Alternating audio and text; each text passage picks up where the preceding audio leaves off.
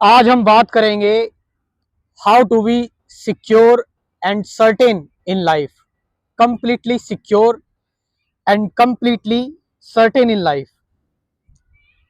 जैसा कि हमें पता है कि हम सभी लोग इनसिक्योर हैं और लाइफ में अनसर्टेनिटीज हैं, चाहे वो साइकोलॉजिकल अनसर्टेनिटीज हो या फिर फिजिकल इनसिक्योरिटीज हो।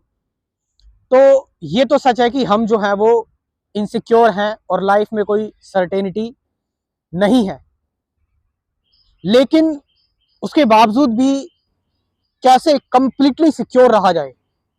कंप्लीटली सिक्योर, क्योंकि जब तक कंप्लीटली सिक्योरिटी नहीं होगी तब तक ब्रेन जो है वो एक अपने फुल पोटेंशियल पर काम नहीं करेगा।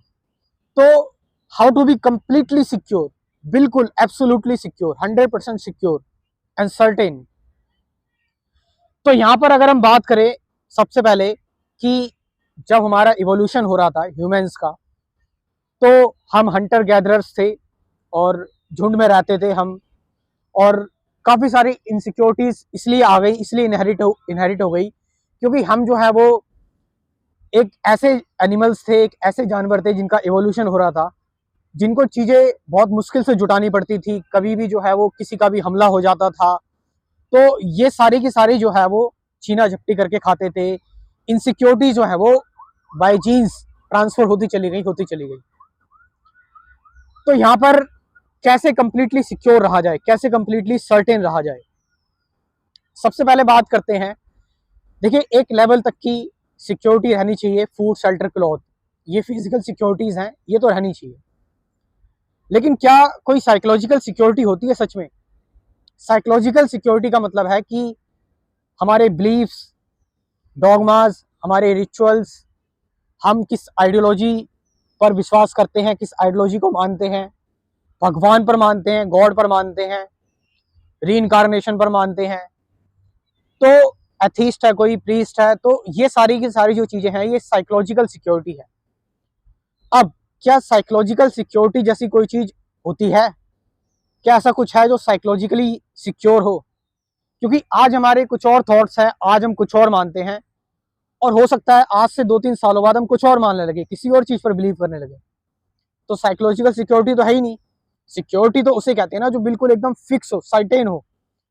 लेकिन हम कभी एथीस्ट होते हैं, हम एक एथीस्ट की हमने जो है वो पाल रखी है कि आइडियोलॉजी की हम एथीस्ट हैं, फिर हम प्रीस्ट हो जाते हैं कुछ सालों बाद। या जो लोग प्रीस्ट होते हैं, रिलीजियस होते हैं, वो जो होते हैं वो एथीस्ट हो जाते हैं। तो आइडियोलॉजी जब देखिए कैसे बदल रही है, चेंज हो रही है। तो यहाँ पर ये क्या हो रहा है, साइकोलॉजिकली जो है वो सिक्योरिटी जो है वो क्योंकि नहीं है, इसलिए हम इधर उधर साइकोलॉजिकल सिक्योरिटी को ढूंढ रहे हैं।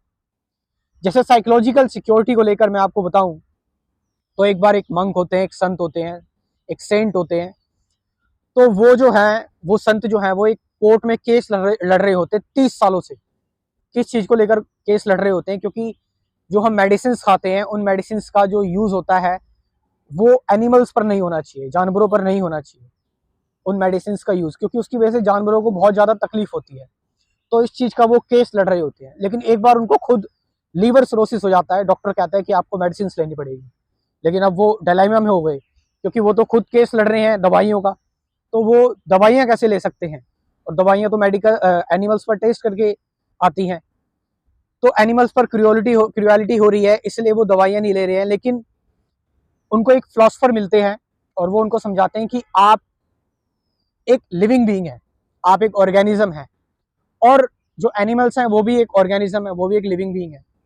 तो आप उनकी सफरिंग बचाने के लिए खुद को सफरिंग में डाल रहे हैं, यानी आप खुद को भी तो सफरिंग में डाल रहे हैं।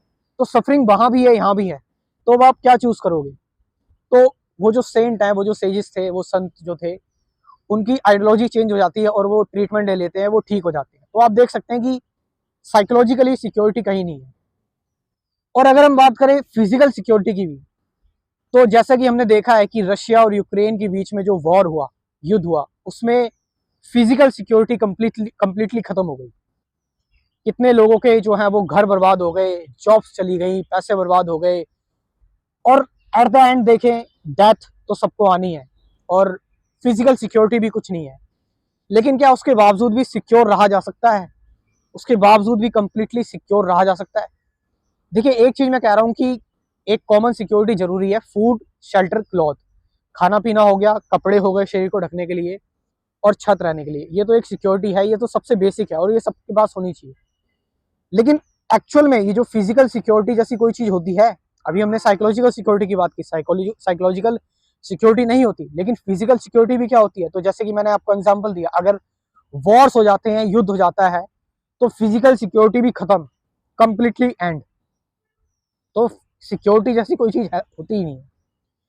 तो यहां पर अब एक बात करते हैं कि जब आप इस फैक्ट को रियलाइज करेंगे, जब आपके अंदर एक अवेयरनेस आएगी कि यह सिक्योरिटी जैसी कोई चीज होती नहीं है, सर्टेनिटी जैसी कोई चीज होती नहीं है, हर एक चीज जो है वो इनसिक्योर है, हर एक चीज में जो है वो अनसर्टेनिटीज है, जब आप इस चीज पर आएंगे, इसकी आपको अवेयरनेस होगी आपको। सो अवेयरनेस से क्या आती है? इंटेलिजेंस आती है। और वो जो इंटेलिजेंस जब आपके अंदर आएगी, वो समझदारी जब आपके अंदर आएगी, that intelligence is a absolute security. क्योंकि अब आप इंटेलिजेंट हो गए हो, अब आपको पता है, आप बिल्कुल अवेयर हो गए हो। जैसे अगर आप अगर एक जगह पर है, मान लीजिए कि एक जगह है, वहां पर शेर रहता है, तो आप कंप्लीटली अवेयर हो कि वहां पर शेर रहता है, तो क्या आप वहां पर जाओगे? नहीं, क्योंकि आप बिल्कुल अवेयर हो। तो जब हम इस फैक्ट से बिल्कुल अवेयर हो जाते हैं कि साइकोलॉजिकल सिक्योरिटी जैसी कोई चीज नहीं होती और फिजिकल सिक्योरिटी जैसी भी कोई चीज नहीं होती है, तो उससे फिर एक इंटेलिजेंस आती है, नॉट डर कि अगर सामने शेर है मैं नहीं जाऊंगा, तो ये डर नहीं है, ये इंटेलिजेंस है। अगर एक बिल्डिंग है, मैं उसके पास जाऊंगा और मैं कूदना नहीं चाहता हूं, तो ये एक इंटेलिजेंस है, ये नहीं कि मैं डर रहा हूं उस चीज से। तो इंटेलिजेंस कब आती है? जब अवेयरनेस होती है। तो इन फैक्ट्स को फेस करके, नॉट की अपोजिट क्रिएट करके कि हम जो है वो सिक्योर नहीं है, हमारे पास इतनी इनसिक्योरिटी है, ये सारी की सारी चीजें नहीं। इंटेलिजेंस फैक्ट को फेस करने से आती है।